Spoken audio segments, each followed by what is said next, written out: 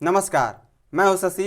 आइए झारखंड की टॉप 25 प्रमुख खबर जानते हैं। जेएसएससी सीजीएल सफल अभ्यर्थियों के प्रमाण पत्र की जांच 16 दिसंबर से। झारखंड कर्मचारी चयन आयोग द्वारा झारखंड सामान्य स्नातक योग्यताधारी संयुक्त प्रतियोगिता परीक्षा 2023 के माध्यम से अनुशंसित 1932 अभ्यर्थियों को इसी वर्ष नियुक्ति पत्र मिल सकता है।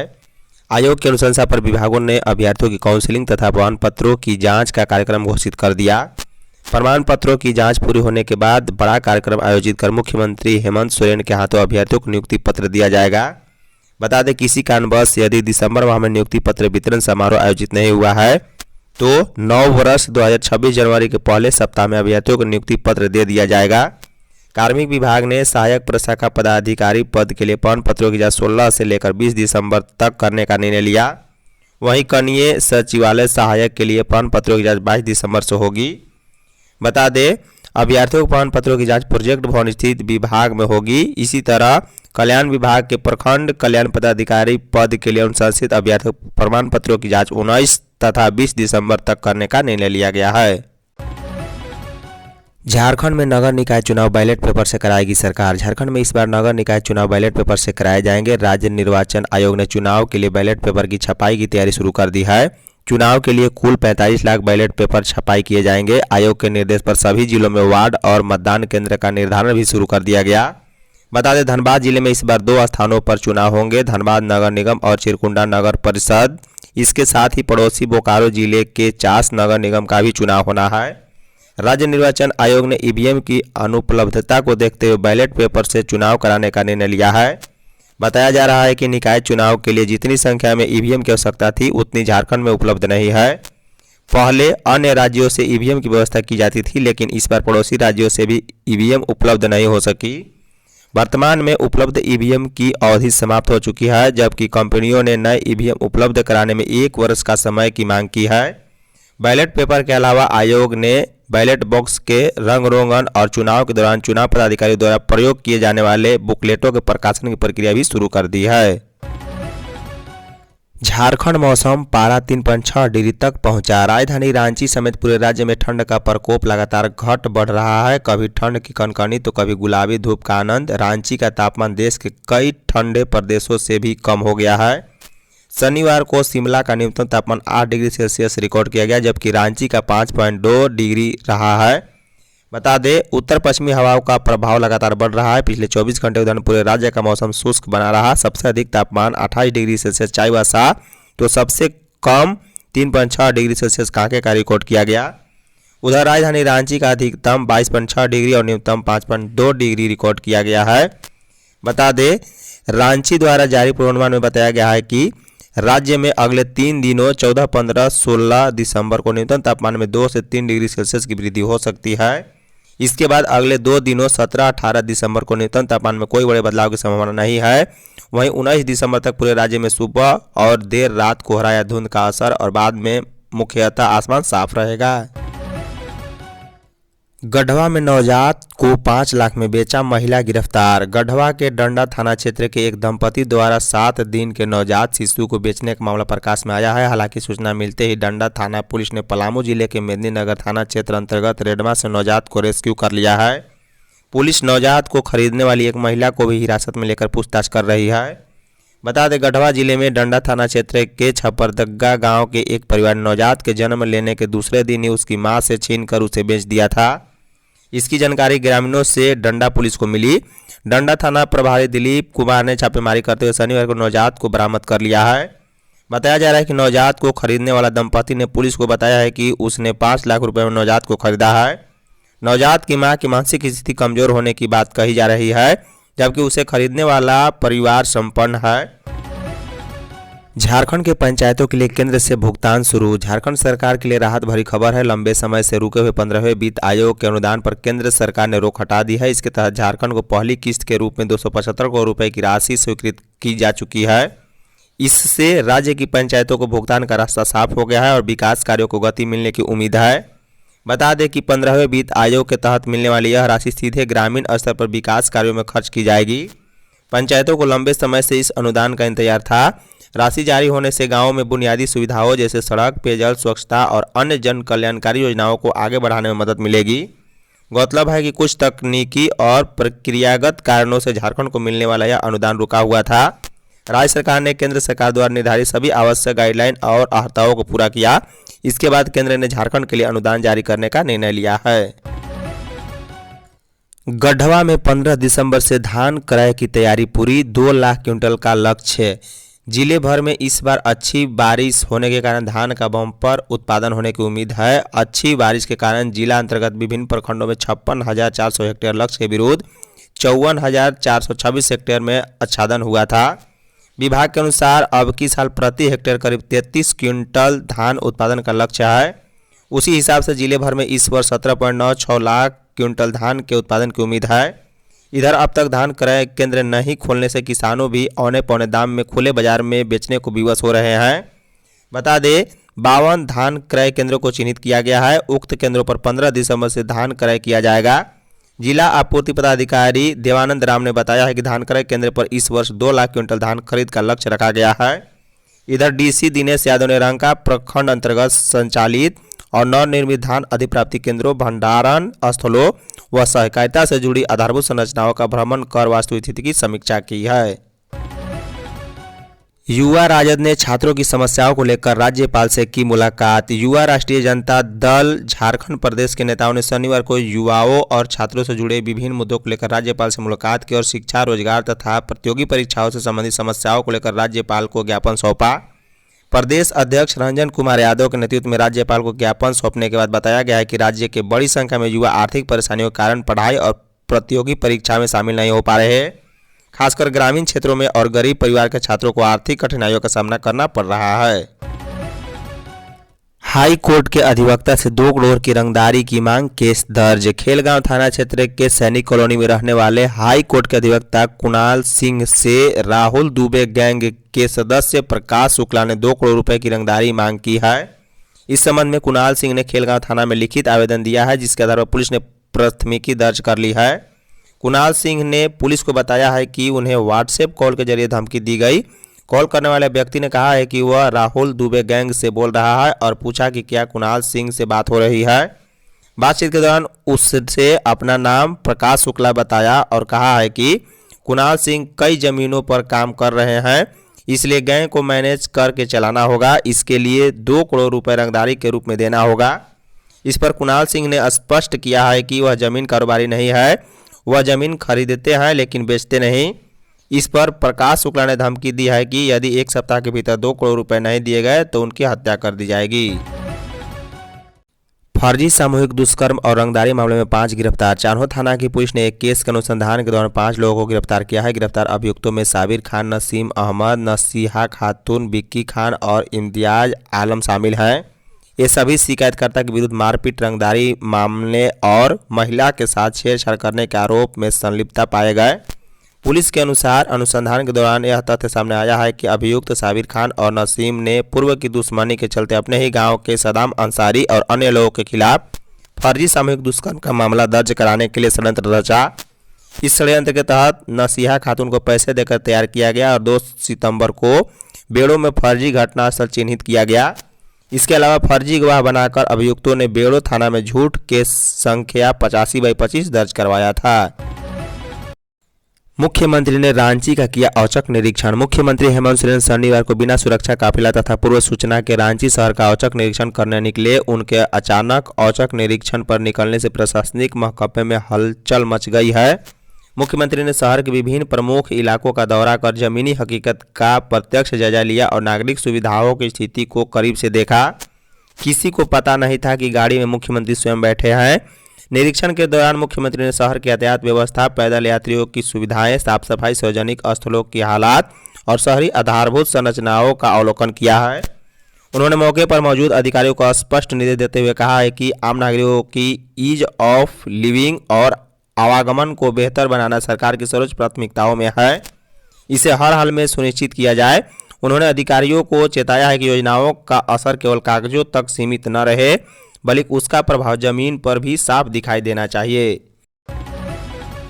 पुआल के ढेर में सोते समय आग लगने से एक की मौत, 2 घायल। पूर्वी सिंहभूम के डुमरिया थाना क्षेत्र के निश्चितपुर गांव में शुक्रवार की रात को दिल दहलाने वाली घटना घटी है। गांव के समीप एक खेत में पुआल के ढेर में 4 साल की बच्ची जिंदा जल गई। वहीं मां के हाथ व शरीर के अन्य हिस्से भी झुलस गए। 6 वर्षीय दूधमुही बच्ची भी आंशिक रूप से झुलस गई है। बता दें, बच्ची का हाथ आंशिक झुलसा है। शनिवार की सुबह मौके पर पुलिस ने पहुंचकर झुलसी महिला और उसकी बेटी को एम्बुलेंस से इलाज के लिए सामुदायिक स्वास्थ्य केंद्र भेजा है। घटना के संबंध में बताया जाता है कि पानम मुन्नी सरदार अपने पति राधु सरदार पर प्रताड़ना का आरोप लगाते हुए रात को वह अपनी 6 माह की दूधमुही बेटी रुपिलिया सरदार व 4 साल की बेटी शीतला सरदार को लेकर गांव के समीप खेत में पड़े पुआल के ढेर में सो गई थी। पहले वहीं पर खाना पकाकर खाया और पुआल जलाकर आग तापा। उसके बाद दोनों बेटियों को लेकर पुआल के ढेर पर सो गई थी।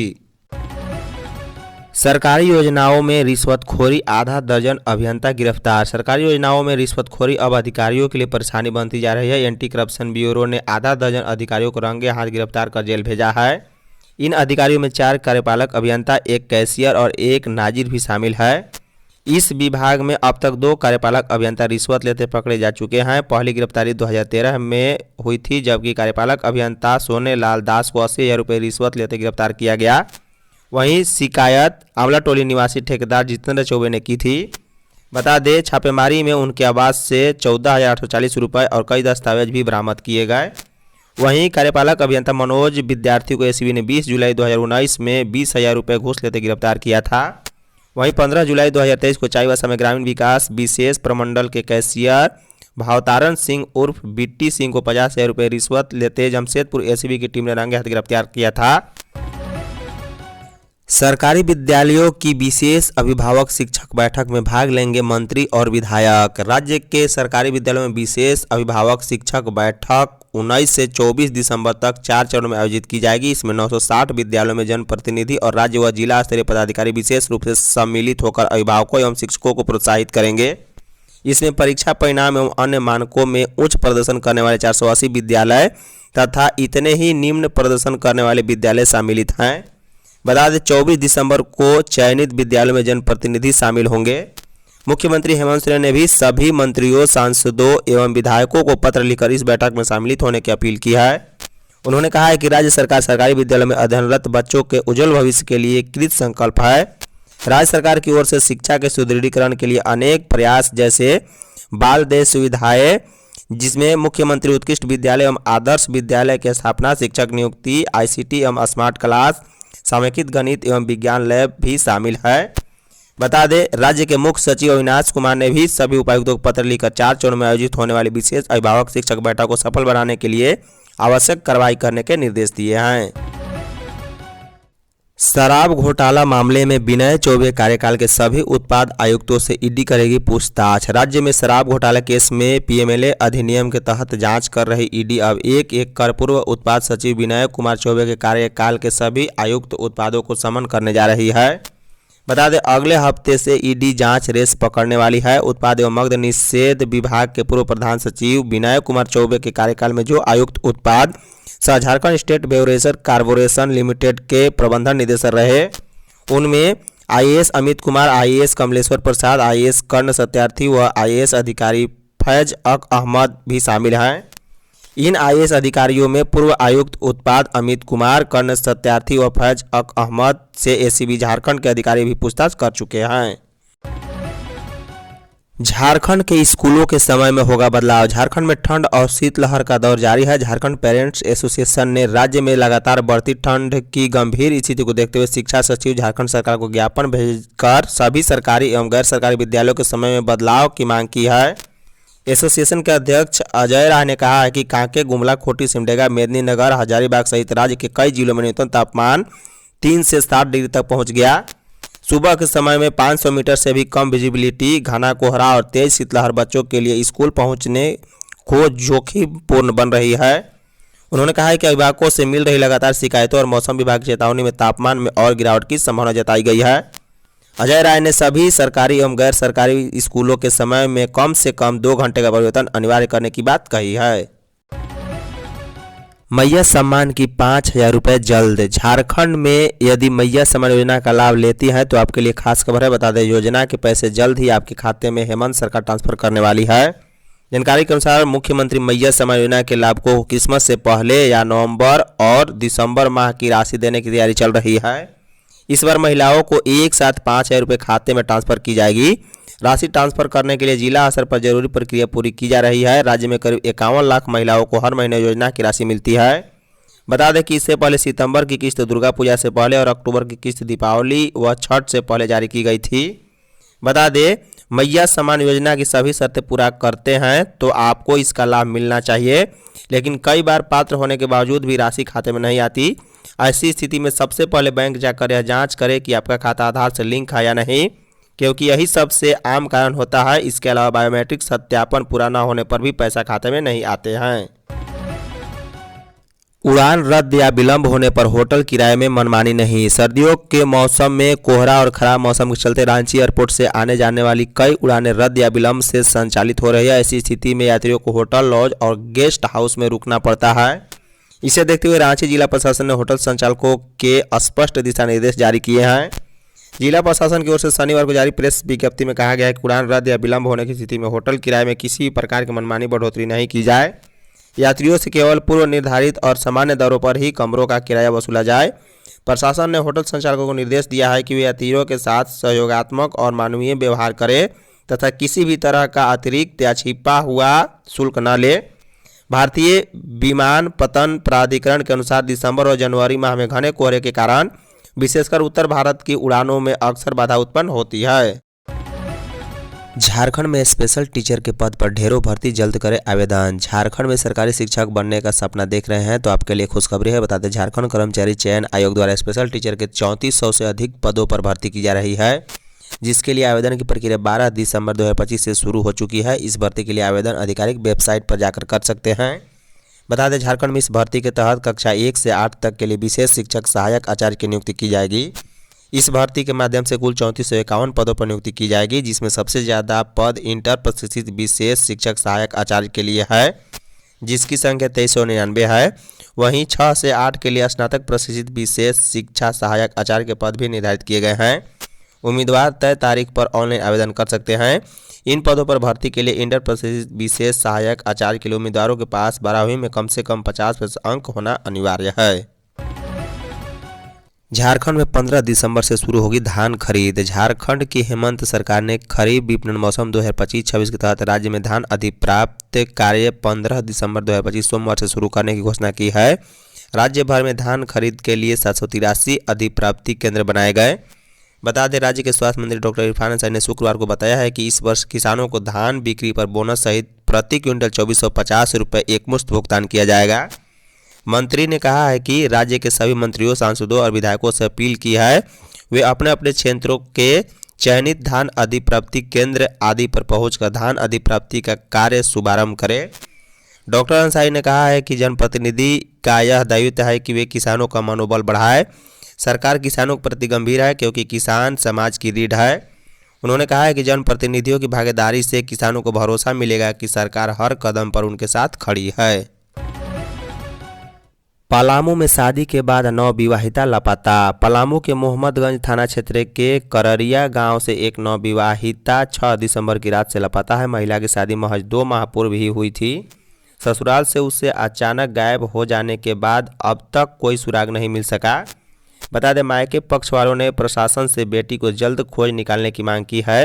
लापता नवविवाहिता के पिता अजीमुद्दीन अंसारी, जो मूल रूप से हुसैनाबाद ऊपरी गांव के निवासी हैं और वर्तमान में उत्तर प्रदेश में रहते हैं, इस संबंध में मोहम्मदगंज थाना में आवेदन दिया है। उन्होंने बताया है कि उनकी पुत्री शगुफा प्रवीण उर्फ रूबी खातून का निकाह 8 अक्टूबर 2025 को कररिया गांव निवासी इस्लामुद्दीन अंसारी के पुत्र फरदोस अंसारी के साथ मुस्लिम रीति रिवाज के संपन्न हुआ था। अजीमुद्दीन अंसारी का आरोप है कि विवाह के बाद से ही ससुराल पक्ष का व्यवहार उनकी पुत्री के प्रति ठीक नहीं था। जैक बोर्ड मैट्रिक इंटर परीक्षा कदाचार मुक्त।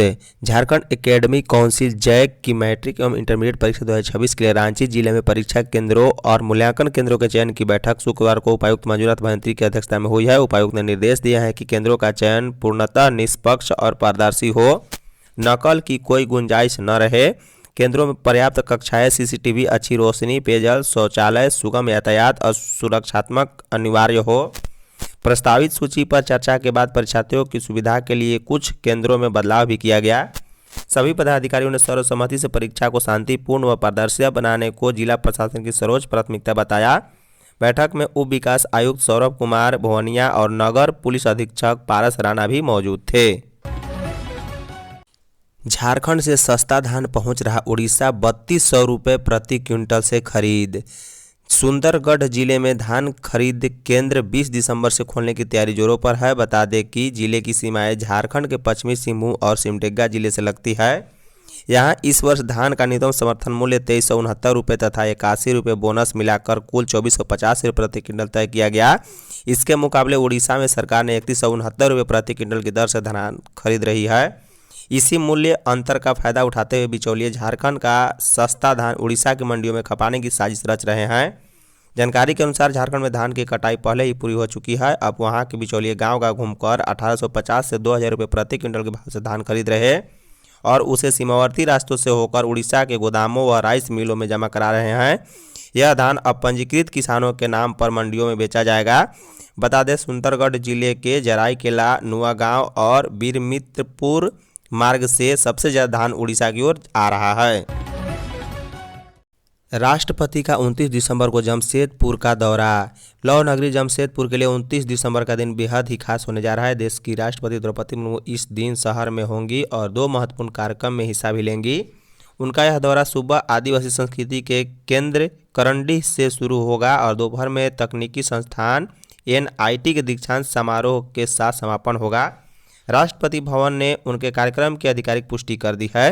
राष्ट्रपति का विमान 29 दिसंबर की सुबह सोनारी हवाई अड्डा पहुंचेगा और तय कार्यक्रम के अनुसार वे सबसे पहले सुबह 10 बजे कनरडी स्थित दिसोम जाहिर जाएंगी। यहां वे 11 बजे तक रुकेंगी और मौका बेहद ही खास है कि संताली भाषा की लिपि ओलचिकी के 100 साल पूरे हो रहे हैं। बता दें, 22 से 29 दिसंबर तक चलने वाले इस ऐतिहासिक सेमिनार के समापन समारोह में राष्ट्रपति बतौर मुख्य अतिथि अपने विचार रखेंगी। जहरीली गैस रिसाव मामला, मुख्य सचिव और DGP ने हालात का लिया जायजा। केंदुआ में जहरीली गैस रिसाव की घटना दुर्भाग्यपूर्ण है, स्थिति खतरनाक है। विस्थापन और पुनर्वास को लेकर जो भी निर्णय होगा उसमें आम लोगों को जोड़कर ही लिया जाएगा। यहाँ के लोगों का जीवन महत्वपूर्ण है। लोगों को बचाने के साथ साथ उनकी आर्थिक और धार्मिक भावनाओं का भी ख्याल रखा जाएगा। यह बातें राज्य के मुख्य सचिव अविनाश कुमार ने शनिवार को केंदुआ में हुए गैस रिसाव कांड के घटनास्थल का दौरा करने के बाद कही है। उनके साथ राज्य की DGP तदासा मिश्रा और गृह सचिव वंदना डाडेल, राजस्व सचिव चंद्रशेखर, सचिव सुनील कुमार और अरवा राजकमल केंदुआ पहुंचे थे। साथ ही उपायुक्त आदित्य रंजन, SSP प्रभात कुमार, BCCL के MD मनोज अग्रवाल समेत अन्य अधिकारी भी मौजूद थे। गिरिडीह के उसरी वाटरफॉल का शिलान्यास। उसरी जलप्रपात का प्राकृतिक सौंदर्य जल्द ही नई पहचान हासिल करने जा रहा है। उसरी जलप्रपात अब इको टूरिज्म स्थल के रूप में विकसित किया जाएगा। नगर विकास, खेलकूद और पर्यटन मंत्री सुदीव्य कुमार सोनू ने कई परियोजनाओं का शिलान्यास किया है। इसमें 10 करोड़ की लागत से उसरी जलप्रपात का आधुनिकीकरण किया जाएगा। इस योजना में जलप्रपात क्षेत्र में एक भव्य इंट्रेंस गेट रहेगा और पार्किंग एरिया, 2 वॉचिंग टावर रहेगी जहां से दूर पूरे उसरी वाटरफॉल का अलग अलग एंगल से लुत्फ उठा सकेंगे। इसके साथ ही picnic spot, cafeteria, guest house, public toilet और बच्चों के लिए तरह तरह के झूले भी रहेंगे।